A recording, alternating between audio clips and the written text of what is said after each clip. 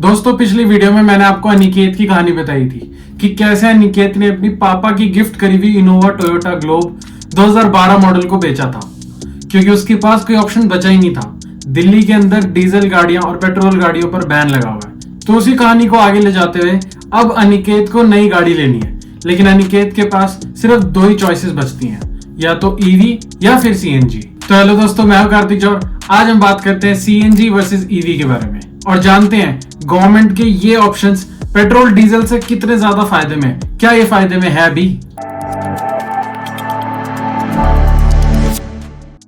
दोस्तों सीएनजी का मतलब होता है कंप्रेस्ड नेचुरल गैस और सीएनजी का कंसेप्ट 1930s यूएस जब वहां पे बसेस के लिए ऑल्टरनेटिव चाहिए था फ्यूल का। Methane rich CNG particulate matter भी कम रिलीज करता है और कार्बन एमिशंस भी कम रिलीज करता है। और इंडिया में सीएनजी का पुश आया 1998 में जब डीटीसी यानी कि दिल्ली ट्रांसपोर्ट कॉर्पोरेशन ने 350 से ज्यादा बसेस को सीएनजी पर शिफ्ट करा।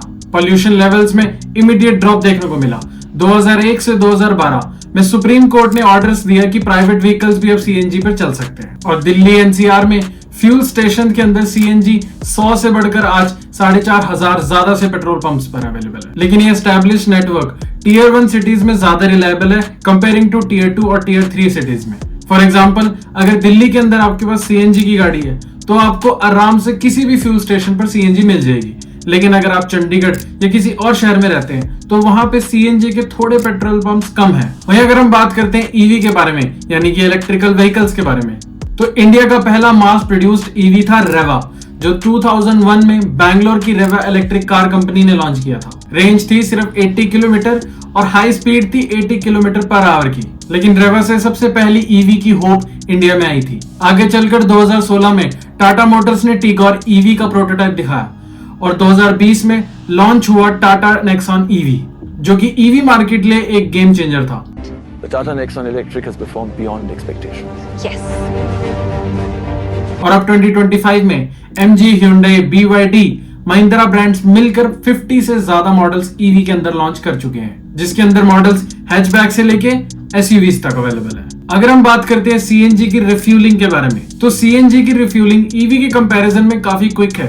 3 से 4 मिनट के अंदर ही आपको 12 किलो तक सीएनजी आराम से भर सकती है, जो हैचबैक्स को रेंज देता है 300 से 330 किलोमीटर तक। और जैसे कि वीडियो में मैंने पहले भी बताया, 4,500 से ज्यादा पेट्रोल पंप्स पर सीएनजी अवेलेबल है इंडिया के अंदर। मेजर हाईवेज और एक्सप्रेस वे पर भी काफी ज्यादा फैसिलिटीज मिल जाती हैं। लेकिन रूरल एरियाज में आज भी सीएनजी के पंप्स काफी ज्यादा कम है। तो अगर किसी डेस्टिनेशन की लॉन्ग ट्रिप प्लानिंग कर रहे हैं तो हमें पहले से ही सोचना पड़ेगा। ऑल्दो सीएनजी के पास एक बेनिफिट और आ जाता है ईवी के कंपैरिजन के, कि सीएनजी के अंदर पेट्रोल और सीएनजी दोनों एक टाइम पे साथ में डली होती है, जिससे होता ही है कि अगर सीएनजी आपकी खत्म हो जाए तो गाड़ी को आप पेट्रोल पे शिफ्ट करके पेट्रोल पे चला सकते हो। और अगर हम स्पेशली यहाँ बात करते हैं दिल्ली के बारे में, दिल्ली की रिफ्यूलिंग के बारे में सीएनजी में, तो सीएनजी के अंदर कई बार दिल्ली के अंदर काफी ज्यादा लाइन लगती है, जिसके अंदर वो लाइनों का टाइम करीब 1 से 2 घंटे तक भी हो सकता है। तो टाइमिंग्स को थोड़ा मैनेज करना पड़ सकता है।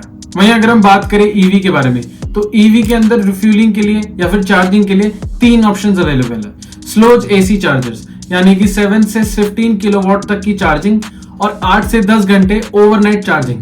दूसरी टाइप यहाँ पर आ जाती है डीसी चार्जर्स यानी कि 50 किलोवाट्स तक की चार्जिंग, जो 1 से 2 घंटे के अंदर ही 0 to 80% चार्जिंग आपको दे सकते हैं। और तीसरी कैटेगरी आती है अल्ट्रा फास्ट डीसी चार्जर्स, जो 120 प्लस किलोवाट तक की चार्जिंग आपको देंगे और 30 से 45 मिनट्स के अंदर पूरी गाड़ी को चार्ज कर सकते हैं। आज 2025 इंडिया के अंदर 3000 से ज्यादा चार्जिंग स्टेशन अवेलेबल हैं, लेकिन वो मोस्टली मेट्रो सिटीज या टीयर 1 सिटीज में ही है।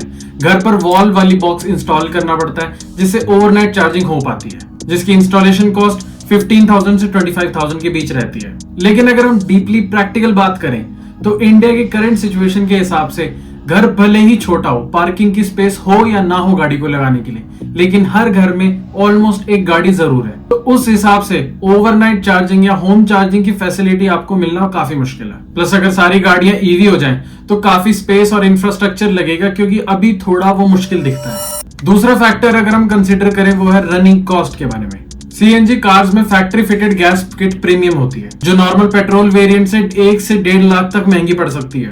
और अगर नॉर्मल पेट्रोल गाड़ी के अंदर सीएनजी को बाहर से फिट कराना है तो उसकी कॉस्टिंग भी करीब 50,000 के आसपास पड़ती है। मॉडल्स जैसे मारुति वैगन आर सीएनजी की एक्स शोरूम प्राइस 7 से 10 लाख के बीच रहती है, और वहीं ईवीज का बेस प्राइस ही 10 से 15 लाख के बीच में शुरू होता है, और मिड रेंज एसयूवीज ईवी के अंदर 20 लाख से ज्यादा महंगी पड़ सकती है। और अगर ईवी और सीएनजी की पर किलोमीटर की कॉस्ट को अगर हम कैलकुलेट करें तो दिल्ली में सीएनजी का रेट है 75 रुपीज पर किलोग्राम, और अगर माइलेज को 25 किलोमीटर पर किलोग्राम का मानते हैं तो ₹3 के आसपास पर किलोमीटर की कॉस्ट बनती है सीएनजी के अंदर। वहीं अगर हम ईवी की बात करते हैं तो पर यूनिट के हिसाब से ये कैलकुलेशन होती है। तो ईवी फुल चार्ज होती है 30 से 35 यूनिट्स के अंदर, और अगर एक यूनिट का रेट है 8 रुपीज तो कॉस्ट आ जाएगी 250 से 280 के बीच में, और एक एवरेज ईवी की रेंज होती है 200 से 300 किलोमीटर के बीच। तो 1 किलोमीटर की रनिंग कॉस्ट करीब 1 रुपीज से 1.2 रुपीज की ही बनती है। और अगर हम ईवी और सीएनजी का कंपैरिजन कर ले पेट्रोल से, पेट्रोल का रेट है 100 रुपीज पर लीटर,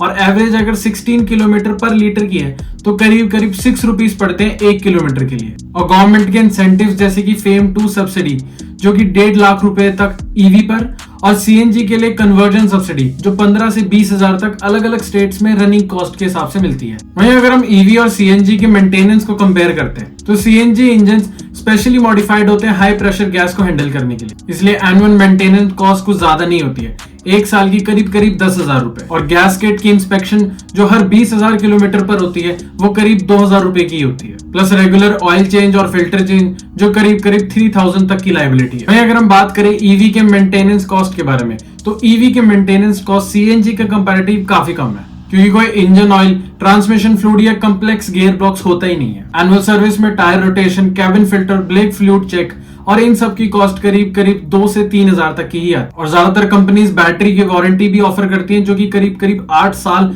या फिर 1.5 लाख किलोमीटर तक की मिलती है, लेकिन बैटरी की डिग्रेडेशन भी होती है तो रिप्लेसमेंट 8 से 10 साल बाद होगा, और उसकी कॉस्ट होती है करीब 3 लाख से 5 लाख के बीच में, depending upon the battery size. EV के अंदर रीजनरेटिव ब्रेकिंग सिस्टम होता है तो पैड्स भी काफी ज्यादा अच्छे चलते हैं, जो एक प्लस पॉइंट बनता है। अब हम बात करते हैं सीएनजी और ईवी की ड्यूरेबिलिटी और रिलायबिलिटी के बारे में, जो कि काफी ज्यादा इंपॉर्टेंट डिसीजन बना सकते हैं आपका इन दोनों को लेते वक्त। सीएनजी इंजन प्रॉपर मेंटेनेंस के साथ 1.2 लाख से 1.5 लाख किलोमीटर तक आराम से चल जाते हैं, और स्पेयर पार्ट्स और ट्रेन मैकेनिक्स आपको पूरे इंडिया में हर जगह मिल सकते हैं, तो ज्यादा प्रॉब्लम आएगी नहीं।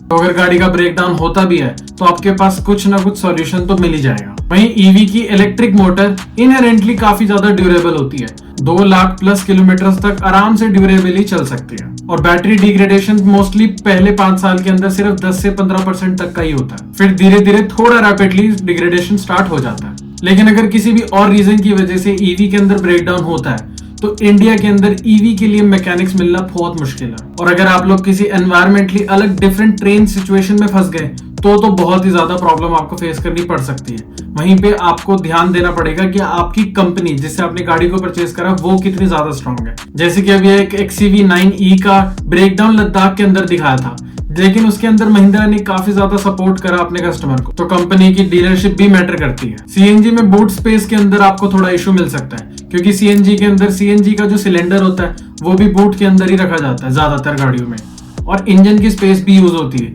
तो काफी ज्यादा बूट स्पेस के अंदर रिडक्शन मिल सकता है। लेकिन ईवी के अंदर वो कोई प्रॉब्लम नहीं है, इंजन होता ही नहीं है, तो आगे पीछे दोनों तरफ आपको काफी सारी स्पेस मिलेगी गाड़ी के अंदर। वहीं इंडिया के अंदर जब हम किसी गाड़ी को खरीदते हैं तो हम रीसेल वैल्यू को भी दिमाग में रख के चलते हैं। रीसेल वैल्यू मतलब कि सेकंड हैंड गाड़ी कितने में बिकेगी हमारी, क्या वो प्राइस काफी अच्छा होल्ड कर सकती है। तो सीएनजी दिल्ली के अंदर बहुत अच्छी रीसेल वैल्यू के साथ आती है। वहीं अगर आपकी गाड़ी कंपनी फिटेड सीएनजी के साथ है फिर तो आपके कहीं प्राइस टूटने वाले हैं ही नहीं। और वहीं अगर हम बात करें ईवी की रीसेल वैल्यू के बारे में, तो ईवी एक टाइम के अंदर बैटरी रिप्लेसमेंट मांगती है, जो कि सेकंड हैंड बायर के लिए काफी ज्यादा कॉस्टली हो सकती है, तो रीसेल वैल्यू में काफी ज्यादा डिप्रिसिएशन आपको देखने को मिलेगा। तो ये सारी बातें हो गई ईवी और सीएनजी के अंदर की इसमें अच्छा क्या है और इसमें बुरा क्या है, या फिर इसमें अच्छा और इसमें बुरा। लेकिन अनिकेत के लिए सबसे बेस्ट गाड़ी कौन सी होगी, सीएनजी या फिर ईवी? तो अगर अनिकेत का डेली ट्रैवलिंग डिस्टेंस 50 किलोमीटर से कम है और अगर इन्वेस्टमेंट भी वो लो रखना चाहता है, तो सीएनजी की ड्यूरेबिलिटी और रिलायबिलिटी दोनों को ध्यान में रखते हुए